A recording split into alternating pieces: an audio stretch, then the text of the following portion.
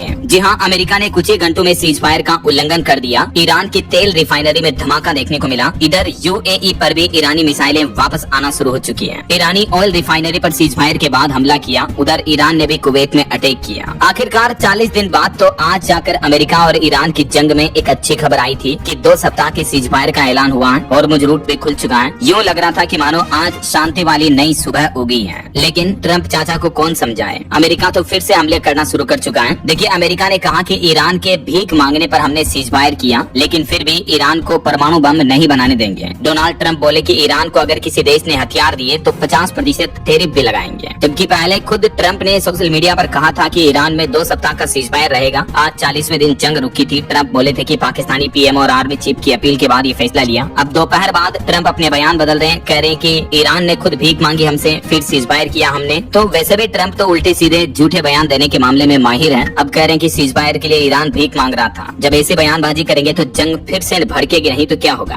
America ने कहा कि तेहरान के पास कोई ऑप्शन नहीं था। यही वजह है कि सीज फायर होने के बावजूद भी अरब मुल्कों में जो अरब कंट्रीज हैं वहाँ दहशत का माहौल फैला हुआ अभी भी। सऊदी अरब से लेकर कतर, कुवैत तक यूएई ने भी हाई अलर्ट घोषित कर रखा है। और यही वजह कि हमारी भारत सरकार ने भी ईरान में रहने वाले भारतीय नागरिकों के लिए एडवाइजरी में कहा कि तुरंत ईरान छोड़ दें। भारत ने सीज फायर के कुछ ही घंटे बाद भी ये फिर से एडवाइजरी जारी की आज 8 अप्रैल को, क्योंकि इंडियन गवर्नमेंट को भी पता है कि ट्रंप इतनी आसानी से मानने वाले हैं नहीं और अपने किए वादों को कभी भी तोड़ सकते हैं, वो कभी भी मुकर सकते हैं। यही वजह कि भारत सरकार ने भी कहा कि ईरान में रहने वाले भारतीय नागरिक जल्द से जल्द कंट्री छोड़ दें। ऐसा अभी अमेरिका का प्लान है। अगले 15 दिन थोड़ा शांति भरा माहौल रह सकता है, लेकिन हॉर्मुज रूट कब खुलेगा इसको लेकर भी अलग अलग जगहों पर मीटिंग होगी। इधर ईरान ने भी वार्निंग दे दी। सीज फायर के बाद भी ईरान का कहना है कि हमारी अनुमति के बिना हॉर्मुज रूट से गुजरने वाले जहाजों को हम उड़ा देंगे। भले ही सीज फायर हो चुका हो, लेकिन ईरान का कहना है कि फिर भी हॉर्मुज से गुजरने वाले जहाज हमारी परमिशन लेकर ही निकलेंगे। और समझौते के तहत ईरान हॉर्मुज से गुजरने वाले जहाजों पर अब ट्रांजिट टैक्स भी लगाएगा,